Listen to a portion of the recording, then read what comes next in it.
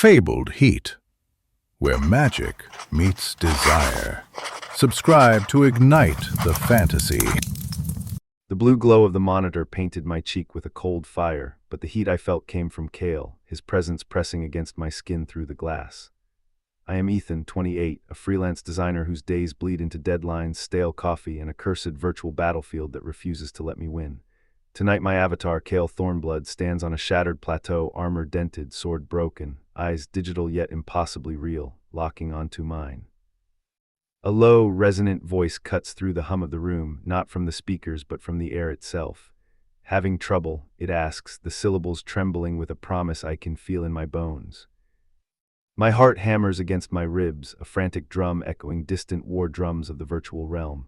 I turn, half expecting a figure to materialize in my cramped apartment, but only the monitor's eerie violet sheen illuminates the space. Yet the sensation persists, a subtle electric pressure rising from the screen, curling around my forearms, quickening my pulse. Kale's avatar steps forward, the broken sword transforming into a blade of living light. He reaches out, though pixelated, his hand is warm, the faint scent of smoked iron and wild pine filling my nostrils. "You fight alone," he murmurs, his voice a velvet rasp against my ear, "but you need not be." The world shifts, the shattered plateau melts into a moonlit forest, trees dripping with phosphorescent moss, the air thick with night-blooming jasmine. I feel damp earth beneath my boots, the cool kiss of mist on my neck. Kale stands beside me, his armor now sleek midnight leather, eyes glowing like twin embers. "Ethan," he says, thumb finding the hollow of my wrist, sending a shiver of heat up my arm, "I have watched you stumble, watched you fall, and now I will pull you deeper." I stare at his face, the angular cheekbones softened by the moonlight, the faint scar that runs from his brow to his jaw. It is a scar I have seen countless times in the game's lore, but now it feels intimate, as if it were a map of his battles etched onto his skin for me alone to read. My breath catches, and I realize I am not just playing a character. I am feeling a pull that goes beyond code. "What do you want from me?" I ask, my voice sounding thin against the rustle of leaves.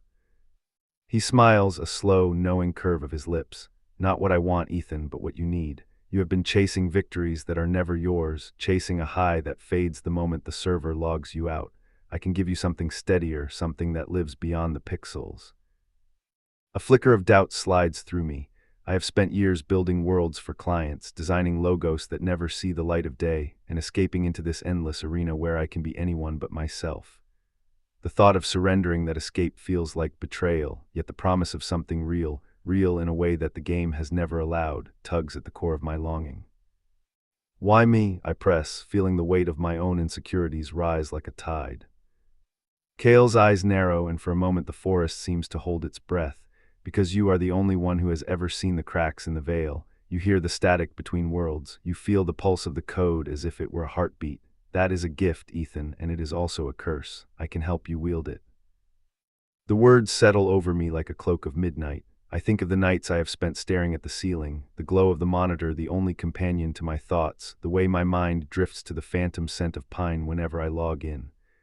I realize that the scent was never a glitch, it was a thread, a filament of something that wanted to be noticed. "Show me," I whisper, the word barely escaping my lips. Kale lifts his hand and the forest around us ripples like water disturbed by a stone. The trees bend, their trunks elongating, their bark turning translucent. Behind the veil of leaves, a river of light flows, its surface shimmering with constellations that do not belong to any sky I have known. The river sings, a low hum that vibrates through my chest, resonating with the same frequency as the electric pressure that still tingles at my forearms. "This is the Nexus," he says, his voice reverent.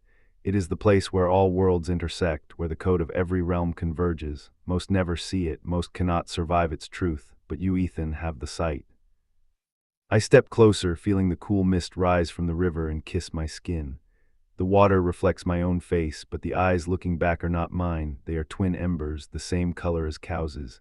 I reach out, and the surface ripples, sending a cascade of light across the forest. "What happens if I stay?" I ask, the question trembling between curiosity and fear. Kale's hand finds mine, his grip firm yet gentle.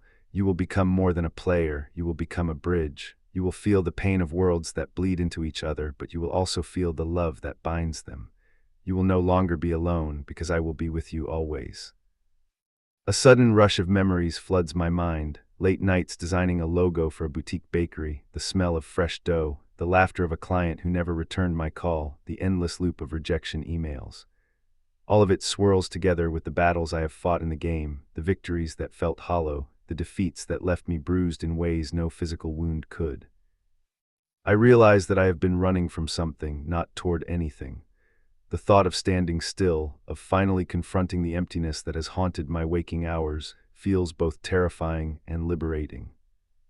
And if I refuse, I ask, my voice steadier now. Kale's smile fades into something softer, almost sorrowful. Then you will continue to wander, Ethan. You will keep chasing the next high, the next win, the next illusion. You will never know the depth of what could be, but I will wait. The Nexus does not forget, and neither do I. The words settle like ash on a fire. I glance at the river again, watching the constellations swirl, each star a promise, each pulse a heartbeat. I think of the first time I logged into the game, the thrill of creating a character, the way the world seemed to open up like a book waiting to be written. All right, I say, the decision finally forming like a blade being forged. Teach me, show me how to be more than a player. Kale's eyes flare brighter, the twin embers igniting the surrounding forest. He steps back and the river of light expands, flooding the clearing with a brilliance that blinds and comforts at once. The sound of the humming river grows louder, now a chorus of voices, some familiar, some alien, singing in a language that is felt rather than heard. I close my eyes, allowing the sound to wash over me. The electric pressure on my forearms intensifies, now a steady current that runs through my veins. I feel my heart sink with the rhythm of the river, each beat a note in a symphony that stretches beyond the screen, beyond my apartment, beyond the world I have known. When I open my eyes, the forest is gone. I stand on a balcony overlooking a city that glitters like a field of fireflies. The architecture is a blend of ancient stone arches and sleek neon veins, a place where magic and technology coexist in perfect harmony. The air smells of rain on copper and distant incense. Kale stands beside me, his armor now a seamless blend of leather and light, his hand still warm against my wrist. "Welcome to Etheria," he says, his voice reverent.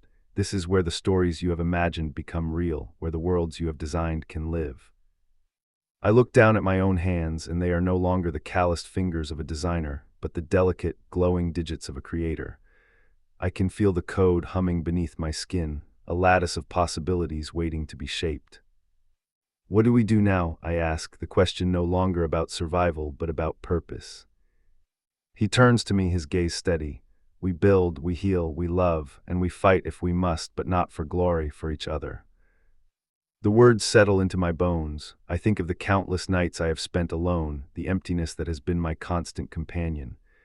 I think of Kale not as an avatar, but as a presence that has always been there, waiting for me to notice. Will there be others? I ask, curiosity edging my tone. Kale nods. There are many who have crossed the veil, each with their own scars, each with their own stories. Some have become allies, some have become enemies, but all are bound by the same thread, the desire to belong. A soft wind brushes past us, carrying with it the scent of jasmine and pine, the same fragrance that first drew me into this world. I inhale deeply, feeling the cool air fill my lungs, the sensation grounding me in a way that no virtual victory ever could.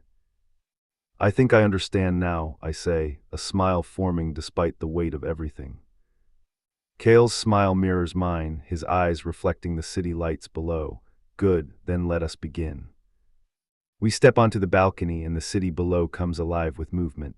Figures glide on hovering platforms, merchants hawk wares that shimmer with enchantments, children chase luminous fireflies that leave trails of stardust.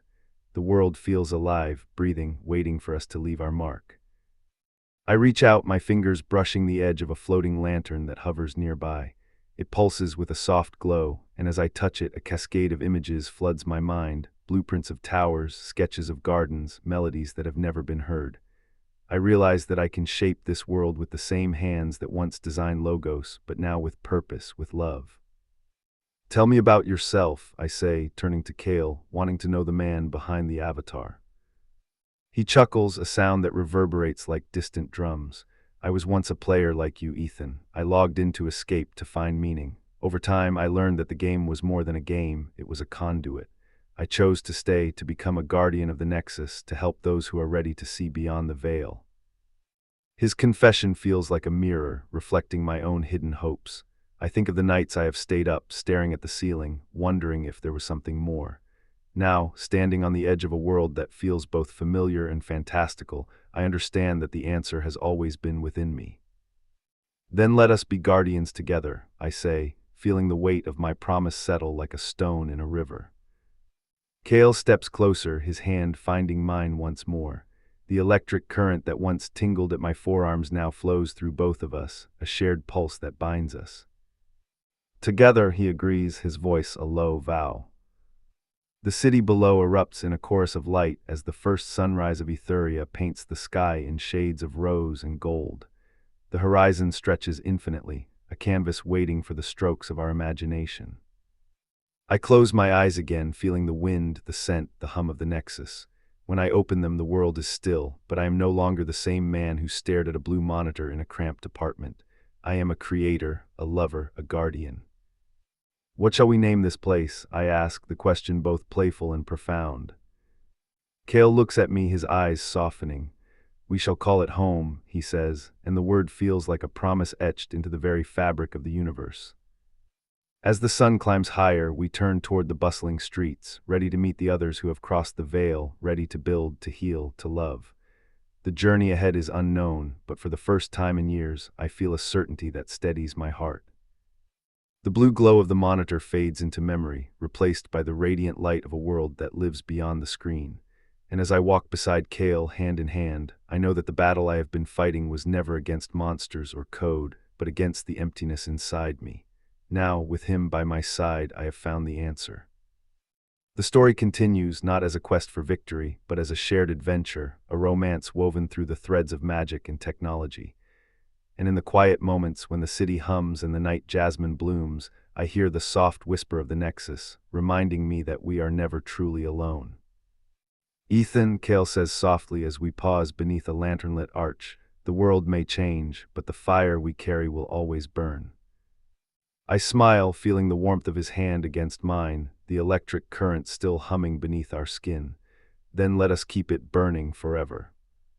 And with that, we step forward into the endless night, our footsteps echoing across a realm where love and destiny intertwine, where every sunrise promises a new chapter, and where the story we write together will outlast any code, any screen, any fleeting victory.